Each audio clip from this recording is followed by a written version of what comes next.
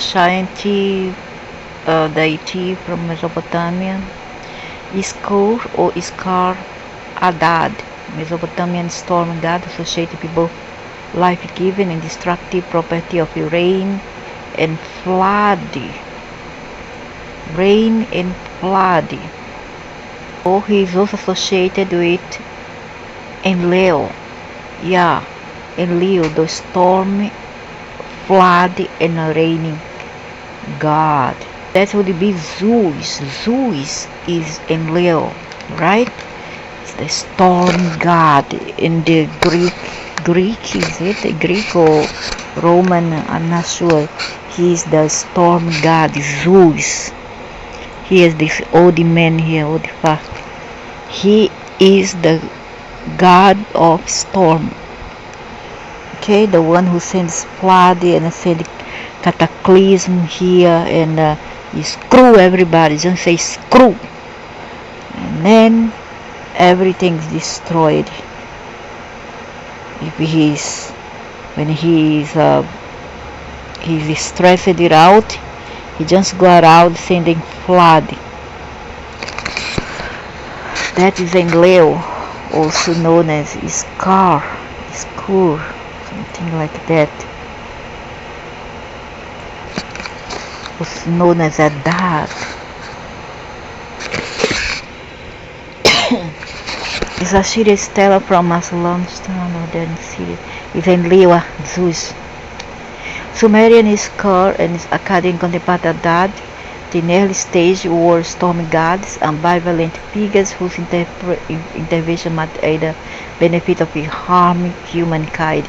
Okay, he's depicted, I'm gonna show more pictures of him. He's depicted in Japan as Susano and many other storm gods. He's really angry and even evil. Okay, in Egypt he was known as Keranos, the angry god of storm, lightning, thunder, rain, flood, etc. In Greece he was known as Zeus. Okay, the god of storm, lightning, etc. Here I don't know which one is that, but Zeus is a god of storm among the alien Pacific Islander people. Here we have the Japanese version. It's more beautiful. It's the storm goddess. It's called Susano. And this is the Mesopotamian version one. All the angry men. So here we go. Some of these depictions. The destructive aspects of the storm god are often prominent in southern Mesopotamia, whereas in the north he was venerated to a great extent as the beneficent bringer of rain. That's beautiful. Really, that's beautiful. This probably reflects the differing importance of rainfall for agriculture in the respective regions here. So he is also benevolent god because he brings rain. Without rain there will not be no life here on this planet, and at the same time he brings storm when he is angry. So his ability to deploy the destructive forces of nature meant that Iškur, Adad, or ENLIL was also conceptualized as a warlike figure when he is angry. And when Sumerian hymn, Iškur destroys the rebellious land like the wind. He makes it barren like the asagu plant. Similar themes appear in Akkadian texts, including Oman Apodoses, where Adad overwhelms the arm of or land of the enemy. Adad was also associated with the divination and justice. Paired with Samas, he is addressed as Lord of Prayers and Divination, and invoked to preside over Haru species, as written in legal context. Divine genealogies, according to what became the dominant genealogy, Iškur Adad father is the sky god in Anu. he's Enlil, right? Or could be his brother, I don't know, but he could be also Enlil or the helper, Enlil's helper. However, in Sumerian literature, Sky is sometimes the son of Enlil. Oh, so he's the son of Enlil. The disparity probably reflects two local traditions. Oh yeah, could be his father, his brother or son, or even him himself. I don't know. A mother of Iškur is mentioned only once in the old Babylonian prayer, where Iškur is called the son of Uras. Iškur's wife is the goddess Mediminsa. Adad's wife is Salah. No, so he cannot be Enlil. His son. Wife is Salah, the godless Eni and Nun, and has the children, 5 children for Iškur, 2 sons and 3 daughters. The storm god was in Quatia, the father, and his storm god included North Babylonian, Assyrian, Wa, Harian, Tesul, and Haishaish, Luli, and Jahun. Iškur was worshipped all over Mesopotamia and beyond. In Babylonian, an early center of his cult was the temple, house of the great storms. At Karkar, where he was head of the local pantheon, in the first millennium, this role was played by the northern seat of Zaban. He had a temple at Babylon, house of abundance and sanctuary, and other cities including Sippar, Nippur, Iwar, and Uruk. The important temple of Hadad at Ashur, the house which hears prayers, was converted into a double temple of Hadad in Anu, the king Samsi-Adad. Hadad means cult center during the New Assyrian period was at Kur-Ba'il, but temples to him existed in Kalu, Nineveh, and many other cities. Iškur is first directly attested in the mid-3rd millennium, when he is mentioned in God lists and was worshipped at Lagas, Adab, and Karkar. Around the same time, Semitic Hadad was being worshipped as an important deity at Ebla and Mari. Probably during the old Akkadian period, the cult of Hadad spread across Babylonia, and he was criticized with Iškur. By the old Babylonian period, Iškur Hadad was one of the great gods of the Babylonian pantheon, with sanctuary in many cities. Yeah, he brings rain, so he's great. It's a lean, barren land. And literary text, he presents both creator and destroyer.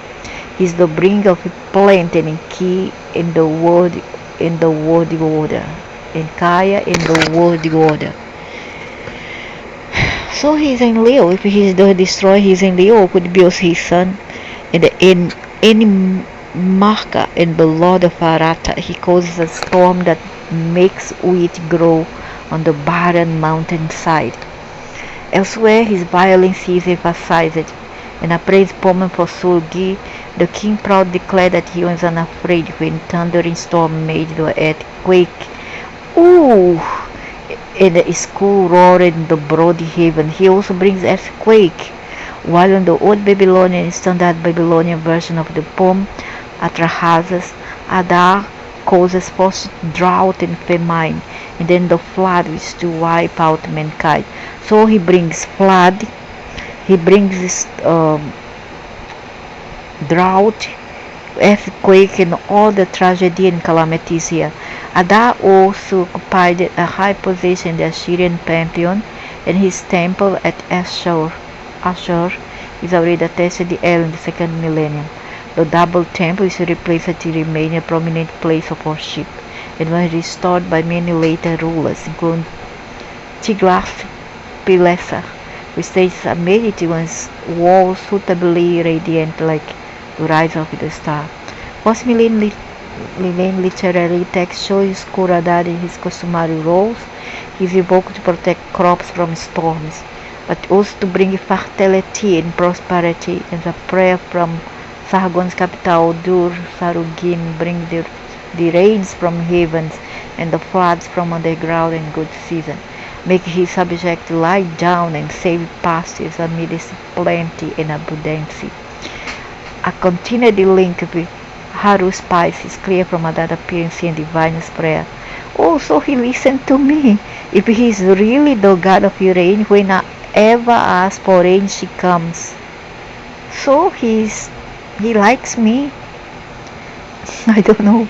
As well as his title, Word of Divination, and the incantation series, Supu.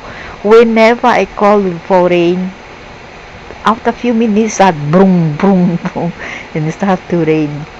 Iškur was worshipped throughout Mesopotamia during the first half of the first millennium, although he was accorded great importance in Assyria, where inscription attest to his perennial popularity with the royal family. To take just one example, Ashur-nasir-pal II calls himself beloved of Adar, who is almighty among the gods.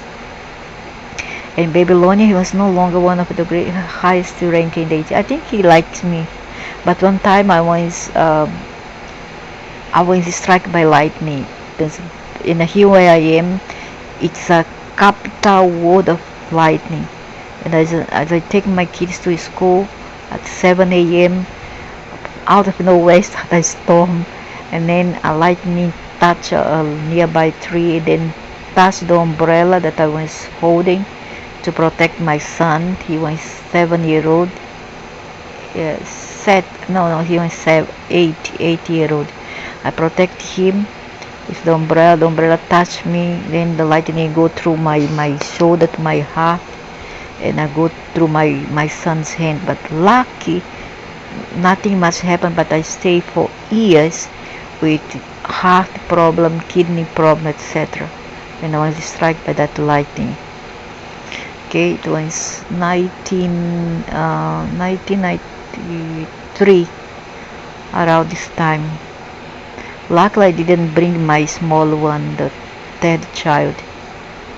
I left her with the father home. So I bring on the two older one, the girl and the boy, and I was sheltered in from the rain. The girl, nothing happened, but me and the boy was struck by lightning. But luckily, I got all the power of the lightning was through my body. Then I protected my son. Although he received the cult at the most major center, I continued into the Hellenistic period in Uruk and Babylon. At Uruk, he and Salah are invoked in curses designed to protect what were to some the last surviving texts of cuneiform culture. Whoever makes it the tablet away, may Adad and Salah take him away. Oh my God. Iškur is typically represented in brandishing lightning bolts and standing on or beside a bull or a lion dragon. A lion dragon. The lion dragon is the symbolic animal of the stormy god and third millennium art, supplanted through not entirely replaced by the bull from the UR third period onwards. So he is ENLIL, or the son of ENLIL. So he is depicted as lion dragon. Yeah, the stormy god. A lion dragon, that's what they are. Anunnakis are dragons, alright? They are animal, dragon and lion mixed. They are chimera, they are dragon felines, all mixed.